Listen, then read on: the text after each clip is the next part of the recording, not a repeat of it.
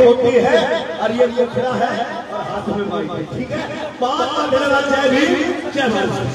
ऐसे मैंने तमाम साथियों से अगर मौका बैठ जाए वो साथियों जिस घड़ी का आपको इंतजार था वो घड़ी को समाप्त करते हुए भगवत भाई साहब आप बहुत देर के वो घड़ी समाप्त करते हुए साथियों आप सबके बीच में इस देश के युवा सम्राट और इस देश की आवाज बड़े भाई चंद्रशेखर आजाद को बुलाना चाहूंगा। माननीय आजाद जी आए और इस शिवपुरी की क्रांति की भूमि से हमारे यहाँ पर युवाओं को संबोधित करे। माननीय चंद्रशेखर आजाद जी जय जय जय जय जय।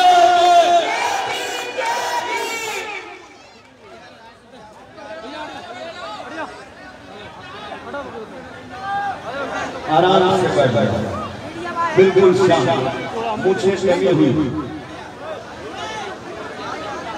मेरे में 500 लोग देख रहे लेकिन वही बच्चे पढ़ के रह गया ज़्यादा खत्म हो गया।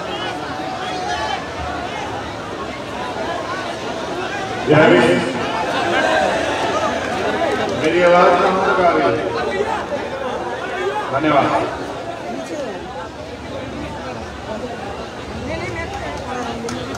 बहुजन समाज में जन्मे सभी संतों गुरुओं महापुरुषों को नमन करता हूँ और शिवपुरी की मध्य प्रदेश की महान जनता का धन्यवाद करता हूँ। यहाँ उपस्थित हमारी माताएं बहनें, हमारे नौजवान साथी, हमारे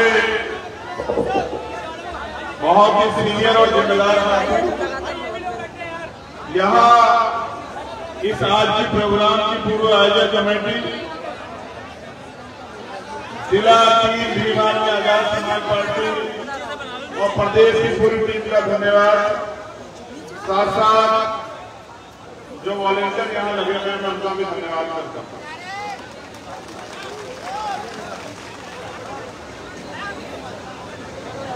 मैं और मेरा अनुभव ये मानता है कि चाहे मेरे आने से पहले आप किसी भी हालात में होते हैं, लेकिन मेरे आने के बाद कभी आपने मुझे निराश नहीं किया। आज सुबह जब मैं चला दिल्ली से तो बारिश हो रही थी, इतनी बारिश की मुझे उस ट्रेन में ठंड लग रही थी और मैं अपने साथियों से कह रहा था कि अगर बारिश शिवपुरी में भी होगी तो हमारे साथियों को क्या होगा। मैं ग्वालियर आया तो मुझे बताया गया कि ग्वालियर में तो बारिश है लेकिन शिवपुरी में नहीं। लेकिन 10 मिनट भी नहीं हुए पता लगा कि शिवपुरी में भी बारिश हो गई। अब मैं सोच रहा था कि जहां इतनी तेज बारिश हो रही है वहां कार्यकर्ता आएंगे या नहीं आएंगे। मैं ये भी सोच रहा था कि वहां मेरी माता बहनें मुझे आशीर्वाद देने के लिए आएंगे नहीं आएंगे। लेकिन जब मैंने शिवपुरी में पैर रखा वहां की हवाओं ने मुझे बताया कि आज तो शिवपुरी पूरा नीला हो चुका है, जाकर देखना।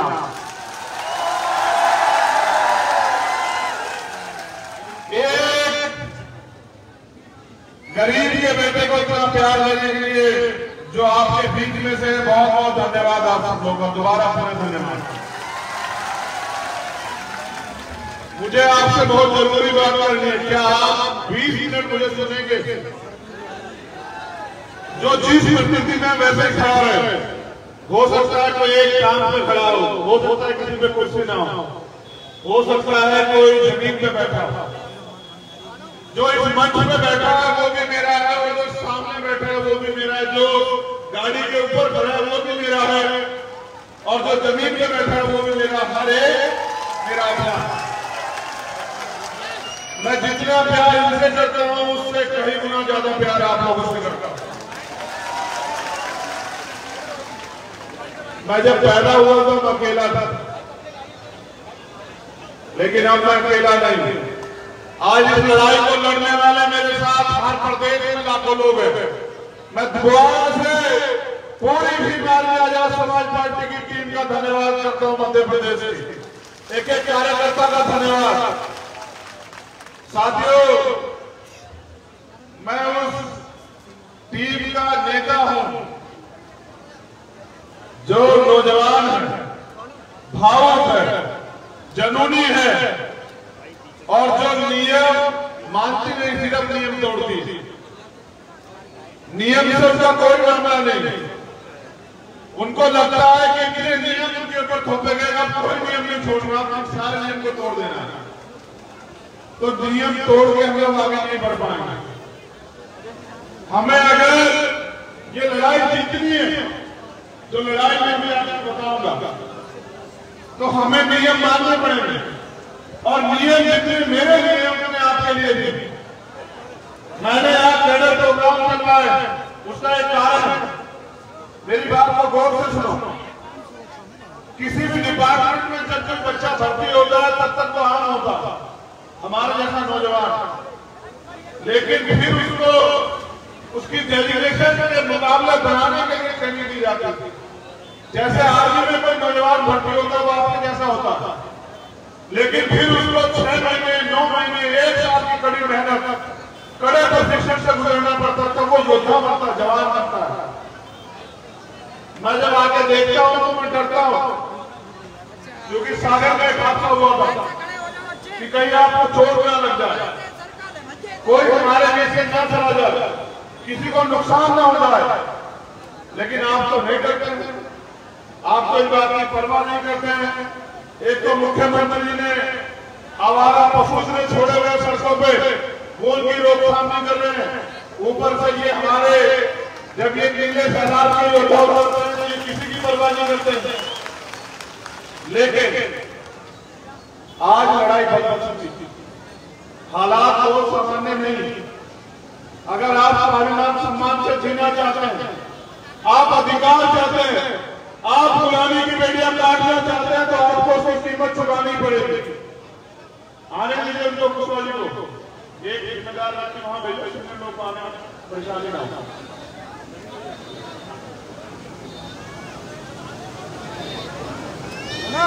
अगर आप एक चाय की पत्ती का पैकेट खरीदेंगे, उसकी कीमत में चुकानी पड़ेगी। हजारों साल से जो गुलामी हमारे ऊपर थोपी गई, हमें अंधविश्वास, जुर्म जाति का शिकार होने में मजबूर होना पड़ा। अगर उस गुलामी को, उस अन्याय की बेड़ियों को काटना है तो हमें इसकी कीमत चुकानी पड़ेगी। और जो समाज कीमत नहीं चुकाएगा वो समाज कभी सफल नहीं होगा। ये आजाद भारत है। इस आजाद भारत में आज भी बहुत गुलाम, और उस गुलामी की बेटियों को काटने का बीड़ा उठा हम नौजवानों ने। क्या आप इस गुलामी की बेटियां काटने में हमारी मदद करोगे? जो दिल से मदद करेंगे वो दोनों हाथ उठाए, जो दिमाग से मदद करेंगे वो एक हाथ नीचे कर लेंगे।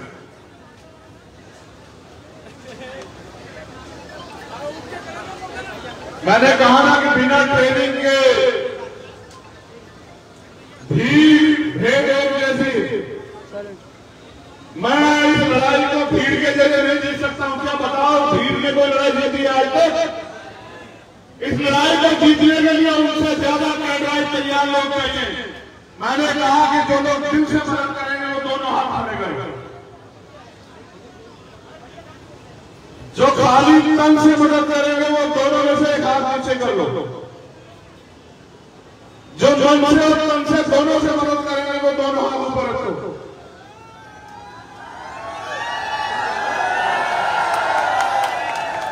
जो तन मन और धन से आंदोलन को चलाने में मदद करेंगे वो अपनी जगह पर खड़े हो जाओ। एक बार धन्यवाद।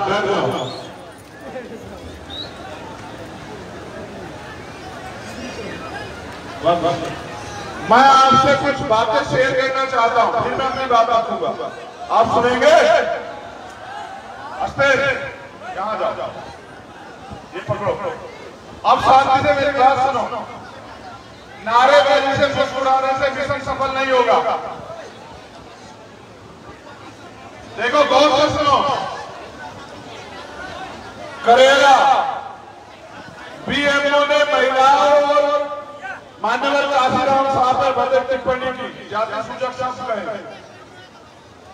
भीम आर्मी के मेंबर बहुत ही अर्जुन नायक ने धरना भी दिया, लेकिन FIR कार्रवाई, लेकिन अभी तक जेल में नहीं गया अपराधी। ये ढोला परिहार, नीलम परिहार, पुत्रगंज गौरव सिंह परिहार निवासी गांव भावखेड़ी एवं गुज्जी जाटव पुत्र श्री खोदू जाटव, और इन पे राजीनामे का दबाव बनाया जा रहा है, लगातार धमकी दी जा रही है। तो राजवीर जाटव जी, इनके साथ भी जो है इनका एक मुकदमा, उस पर गवाही के लिए दबाव बनाया जा रहा है। पुलिस के पास जाते हैं बेचारे ऐसे लोग आते हैं।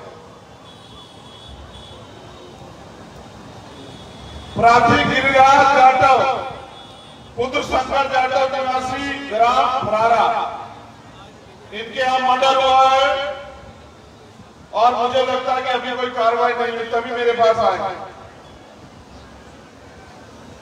रमनिया थाना ग्राम देवारी से एक मासूम बच्ची का रेप हुआ है, जिसमें अभी तक कोई कार्रवाई की मांग करते हैं। ऐसी चिट्ठी है मेरे पास। बदरवास ब्लॉक गांव बिजरौनी में चुनावी रंजिश को लेकर पूर्व सरपंच की हत्या, पेड़ से लटका दिया गया। क्षेत्रीय प्रशासन ने आत्महत्या कह दिया। फतेहपुर करेरा में, बैठिए माता जी, बैठ जाइए, आप ऊपर बैठिए, ऊपर बैठिए। वाल्मीकि समाज के एक युवक को हैंडपंप से पानी भरने में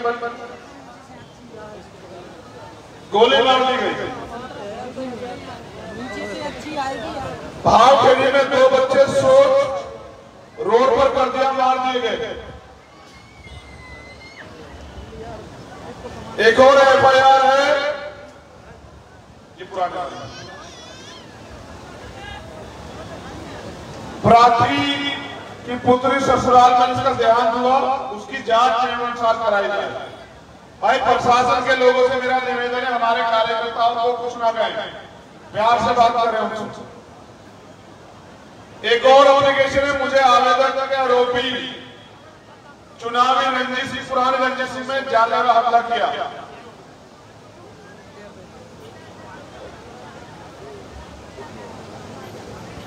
मुकदमा नहीं लगा, करंट लगा था।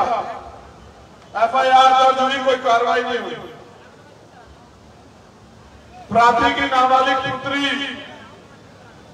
को पहला फैसला कर ले गया, कोई कार्रवाई नहीं हुई।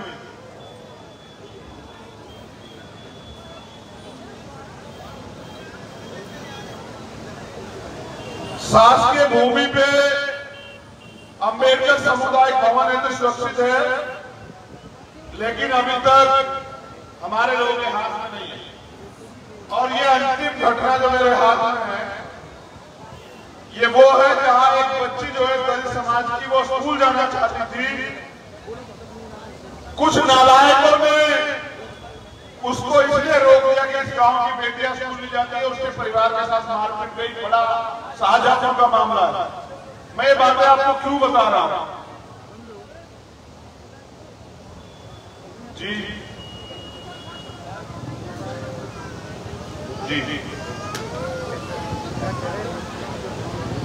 आप अपना नंबर लिख के दे दो, बाकी आप बैठ जाओ, छोड़ो। अब आपके बेटे बैठ जाए। मैंने ये बातें, घटनाएं आपको क्यों सुनाई पता है? अगर आप समाज को परिवार मानते हैं तो आपको इनके दर्द का एहसास होना चाहिए कि यहाँ सैकड़ों लोग ऐसे बैठे हैं जिनके साथ अन्याय हुआ। सरकार यही है, कानून व्यवस्था यही है, पुलिस यही है, प्रशासन यही है, लेकिन आज भी वो खून के आंसू रो रहे हैं और उनको न्याय दिलाने वाला कोई नहीं है। जो समाज इतना अन्याय सह रहा हो, उस समाज के नौजवानों को उस गुलामी को काटने के लिए अपने प्राणों के बलिदान देने के लिए भी तैयार रहना चाहिए। ये घटनाएं मैंने आपको इसलिए सुनाई क्योंकि बाबा साहब अम्बेडकर कहते हैं कि जिस समाज का युवा जीते जी अपने समाज की लड़ाई नहीं लड़ता, वो जीते जी भी मरे हुए के समान होता है। और जिस समाज का युवा जीते जी अपने अधिकारों की लड़ाई लड़ता, अपने समाज की लड़ाई लड़ता है, वो मरकर भी अमर हो जाता है। अन्याय करने वाले से अन्याय सहने वाला ज्यादा दोषी होता है। आप अन्याय सह रहे हैं, दोषी वो लोग नहीं जो अन्याय कर रहे हैं। अगर आप मेहनत करके तैयारी करो तो अन्याय करने वाले तो ये शिवपुर जिला छोड़ के भाग जाएंगे। ऐसा मेरा आप लोगों से वादा है, अगर आप मेहनत करो। मैं अभी राजस्थान से लौटा हूं, 2 दिन में लगातार राजस्थान गया। वहां की सरकार मुझे बंद करके बिठा लेती है, कभी एयरपोर्ट में कभी थाने में। कारण क्या है मेरे राजस्थान के जालोर जाने का? कारण यह है कि आपका एक 9 साल का बच्चा जो प्राइवेट स्कूल में पढ़ता था, 9 साल का बच्चा जिसको नहीं पता धर्म क्या होता है, जाति क्या होती है, मजहब क्या होता है, दोस्त कौन होता है, दुश्मन कौन होता है, पानी की भी जाति होती है क्या, मट्टी की भी जाति होती है क्या, वो गलती से मास्टर जी के मट्टी से पानी पी लेता है। और मास्टर जी उसको, क्योंकि मास्टर जी आज उसको इंसान नहीं मानते, जानवर मानते हैं, तो मास्टर जी उसको इतना मारते हैं। मेरी माँ महसूस करो कि वो आपका बच्चा था। ये तालीम जाने का विषय नहीं है।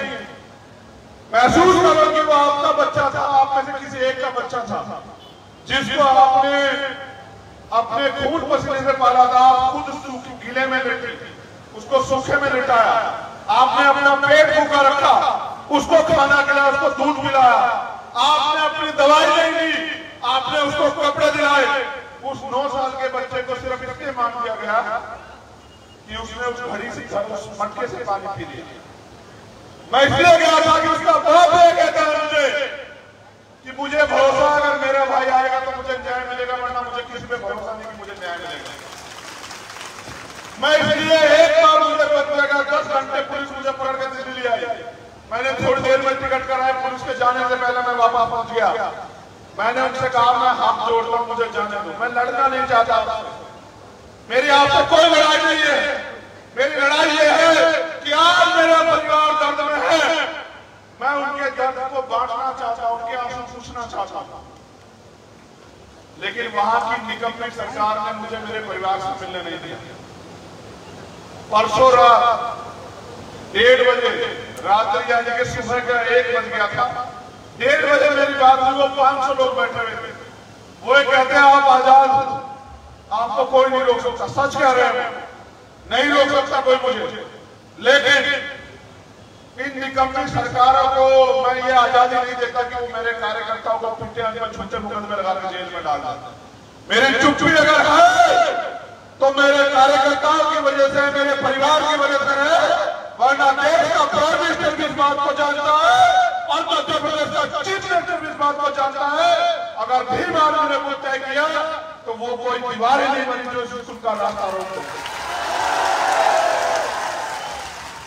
तो जो सरकारें चंद लोगों को खुश करने के लिए मेरे लोगों की हत्या कर रहे हैं, वो याद रखें कि जिस दिन ये गरीब अपने पैरों पे खड़ा हो गया, ये बहुजन समाज, ये SC, ST, OBC माइनॉरिटी, ये जिस दिन अपने पैरों पे खड़ा हो गया, उस दिन इनका राज देश में आएगा। और जिस दिन इनका राज देश में आएगा, आपकी हैसियत नहीं होगी सामंतियों कि मेरी किसी माँ बहन की तरफ, मेरे किसी भाई की तरफ, मेरे किसी बुजुर्ग की तरफ आप लोग आप उठा के देख लो। आपकी पीढ़ियां 1000 बार सोचेंगे अन्याय करने से पहले। मैं मध्य प्रदेश आता रहता हूं। मैं आया था नेमावर के बाद, जब पिछड़े वर्ग के हमारे भाई, जो हमारा हिस्सा है, हमारा परिवार है, जब उनके आरक्षण का हमला हुआ, उन्होंने मुझसे बुलाया कि भाई आप आ जाओ। तो यहाँ की सरकार ने मुझे एयरपोर्ट में 12 घंटे बिठा के रखा, मेरे कार्यकर्ताओं को पीटा, उनकी गाड़ियां तोड़ी। मैं इन सरकारों का चरित्र जानता हूं। मैं आता रहूंगा, लेकिन मैं आपसे पूछना चाहता हूं, अगर किसी जानवर को भी इतनी बार प्रताड़ित किया जाए, उनका शोषण किया जाए, वो भी रिएक्शन दे देंगे, वो भी लड़ पड़ेंगे, वो भी चीखेंगे, चिल्लाएंगे। ये मेरा बहुजन समाज क्यों अपनी लड़ाई के लिए मैदान में नहीं आता? क्यों ये नहीं समझता कि एक दिन की रैली, एक दिन की आंदोलन, एक दिन के रोड शो, एक दिन की मीटिंग से समाज में ताकत नहीं आएगी, समाज ताकतवर नहीं बनेगा। हमें 365 दिन काम करना पड़ेगा। जब हम रोटी की लड़ाई लड़ते हैं, अगर सुबह काम करते होते हैं तब शाम को रोटी मिलती है। हम इस देश स्वाभिमान की लड़ाई अगर रोज नहीं लड़ेंगे तो हमें स्वाभिमान सम्मान कहां से मिलेगी।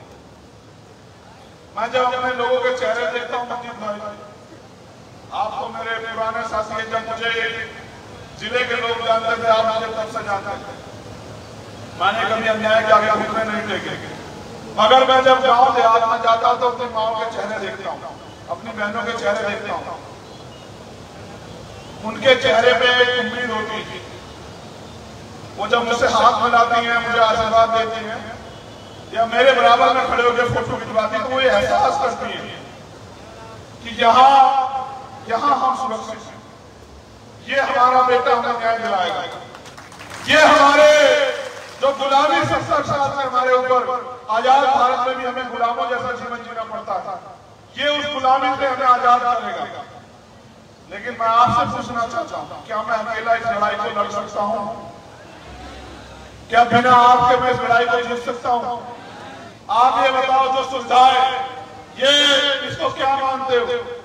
ये मात्र एक किताब नहीं है, ये मात्र एक किताब नहीं है, इसमें कुछ आर्टिकल में लिखे गए हैं। ये वो पवित्र ग्रंथ है जिसने हमारी जिंदगी बदली है, जिसने हमें समान अवसर दिए। आज अगर हम यहाँ बैठे हैं मंच पे, आज अगर ये नौजवान इस माइक में दहाड़ते हैं, ये स्वाभिमान सम्मान का जीवन जीने के लिए और अपने समाज को दिलाने के लिए आगे बढ़ रहे हैं। ये जो मंच सजा है, आप जो कुर्सी बैठे पंडाल आ रहा है, और उस बारिश को भी आपके उस आगे मुड़ना पड़ा, उसको अपना रास्ता बदलना पड़ा है, तो ये अधिकार है संविधान। आज इसको खतरा। बाबूजी मुझसे कह रहे थे कि भाई यहाँ बीजेपी की सरकार नहीं आनी चाहिए, मैं भी कह रहा हूँ नहीं आनी चाहिए, लेकिन मैं तो कह रहा हूँ बीजेपी की ना किसी की ना हमारी आनी चाहिए। हमें नहीं मतलब किसकी आए या हमें फर्क नहीं पड़ पड़ता, क्योंकि हमने तो सबकी सरकारें देखी। कोई ऐसी सरकार नहीं जिस सरकार पे हम में चुन रहा हो, कोई ऐसी सरकार नहीं जो हमारे एजेंडे पे लड़ती हो, कोई ऐसी सरकार नहीं जो हमारे आंसू पूछती हो। हम इनके लिए भी अछूत हैं और हम उनके लिए भी अछूत हैं। अगर हम अछूत हैं, अगर हम कहीं के अपने हैं, तो अपने लोगों के बीच में मैं आपसे कहने आया कि SC, ST, OBC और माइनॉरिटी जब तक हम लोग अल्पसंख्यक बने रहेंगे, हम दलित बने रहेंगे, पिछड़े बने रहेंगे, आदिवासी बने रहेंगे, माइनॉरिटी मुसलमान, जैन, सिख, बौद्ध, पारसी बने रहेंगे, तब तक हम लोग टूटते रहेंगे, पिटते रहेंगे, हमारे साथ अन्याय होगा। लेकिन जिस दिन आप मुट्ठी बन जाओगे, बहुजन बन जाओगे, एक दूसरे की लड़ाई लड़ोगे, जिस दिन आप 50% बहुजन समाज को भाईचारा स्थापित करोगे, उस दिन इस देश की राजगद्दी आपके पैरों में होगी और आपके द्वारा चलाई गई कलम ही जो है कानून हो जाएगी। आप हाथ फैलाते हो, मैं भी हूं, हम हाथ फैलाते हैं कि हमें रोटी मिल जाए, हमें अच्छी शिक्षा मिल जाए, हमें रोजगार मिल जाए, हमें जमीन मिल जाए, महंगाई खत्म हो जाए, बेरोजगारी खत्म हो जाए। करेगा कौन? ये जो 75 साल में जिन्होंने आपका खून चूसा वो, या वो लोग जो जानवर से ज्यादा प्रेम करते हैं, जिनके दिमाग में, दिल में जानवर की ज्यादा इज्जत है, आपकी इज्जत नहीं, वो लोग खत्म करेंगे। आप जातिवाद से परेशान, आप अन्यवाद ताकतवाद से परेशान, आप जनजाति गैर बराबरी से परेशान, आप समान अवसर से परेशान, लेकिन इनको देगा करना आपको। जो समस्या आपकी है उसका समाधान भी आपके पास है। मेरे नौजवान साथी जब सड़कों पर चलते हैं मुझे बड़ा गर्व होता है, लेकिन मैं चाहता हूं जैसे आर्मी होती थी जिसका एक एक जवान दुश्मन के 100 जवानों में भारी पड़ता है, मैं बस उस ताकत का निर्माण करना चाहता हूं। इसलिए मैं आपसे कहता हूं, और मैंने अपने नेताओं से भी कहा कि आप पूरे प्रदेश में जा जाकर कैडर कराओ, आप हर गली में, हर घर में एक चंद्रशेखर तैयार करो कि किसी जालिम की हिम्मत न पड़े, आप आगे देख लेंगे। अकेला चंद्रशेखर लड़ेगा और एक दिन इस लड़ाई में शहीद हो जाएगा, लेकिन अगर आप जीतना चाहते हैं, आप अधिकार चाहते हैं, आप गुलामी की बेटियां काटना चाहते हैं, आप स्वाभिमान सम्मान का जीवन चाहते हैं और आप वो सुख सुविधाएं चाहते हैं जो अमीरों को मिलती है, फिर आपको लड़ना पड़ेगा। अब मैं आपसे जानना चाहता हूं कि कितने ऐसे साथी हैं जो इस लड़ाई में हमारा साथ देने के लिए तैयार